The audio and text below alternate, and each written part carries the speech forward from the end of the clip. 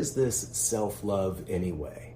Well, I can tell you it's not spa days or facials, or even as straightforward as going to the gym regularly and taking cute pictures of your body in the mirror. Yeah, I see you. It begins by honoring your purpose and clearly and concisely defining your own core values to meaningfully guide and prioritize daily decision-making back to your own personal integrity. Not your parents, not your teachers, yours. Because you sleep on your own abundance when you let other people define that for you. This way you can keep your physical energy high and your mind meaningfully engaged, because you're not carrying around the stress, also known as cognitive dissonance, of masking, also known as surface acting. This tends to make the energy flow actually go in the opposite direction, where like minds align and we can mutually reciprocate each other's energy to empower each other's journey, rather than mutually enabling each other's comfort zones.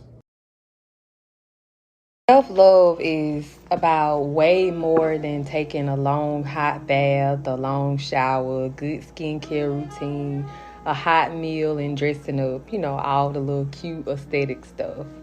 No, self-love is also about boundaries. It's about knowing how to set boundaries with yourself and with other people, and not just set those boundaries, but actually enforce them and keep them. Like if somebody get out of line with you, you know how to check them with grace, as well as your self-talk. How well do you talk to yourself? Do you give yourself negative self-talk a lot, or do you speak kindly to yourself? Do you give yourself grace? Because that's a lot to do with being on your self-love journey, because you got to give yourself grace, because if you don't, you're going to drive yourself crazy. Understand that you're going to make mistakes along the way, that you might have some setbacks that your new self wouldn't agree with, but it's okay. As long as you get back up and do the work on yourself and continue to do the work on yourself and don't just lay there in that old habit, you're going to be fine. Self-love is a beautiful thing. It's something that is necessary, because when you learn how to treat yourself, when you learn how to pour into yourself, when you learn that you really don't need nobody to make you happy, you don't need a man, a woman, a circle of friends, you don't need alcohol, weed, you don't need any of that.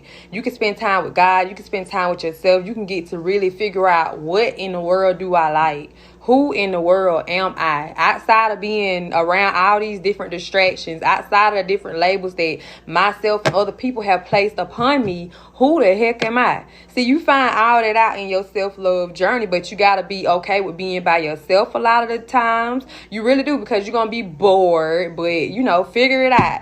Find out what you like to do in those bored moments, because it's always something to do. Like, seriously, you can't really be bored because it's always something to do. It is a journey. Self-love is a journey. It's a very beautiful journey. It's a journey I recommend everybody go through, so that way you can pour into yourself. Because when you love you, you ain't gonna let nobody play with you, because you ain't playing with you. But when you don't love you, you're going to put up with any and everything. You're going to make excuses for people, and you're going to feel like you just fumbling. Like you just really can't be your best self.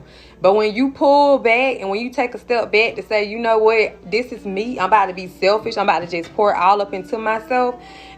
Watch how things turn out for you. Don't be scared to be selfish sometimes. Don't be scared to pour into you, because you don't get but one life. You're not a cat.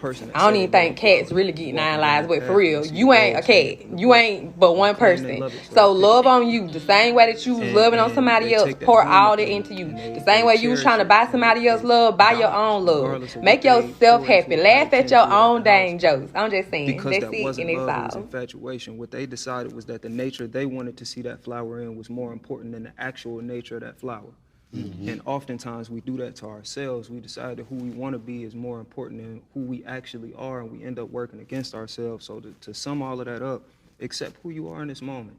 Anything short of that, anything you're trying to do beyond that, that's emotional. That's not love. It's not practicality. And how you feel about yourself is important. But base your feelings on yourself on the acceptance of who you are right now.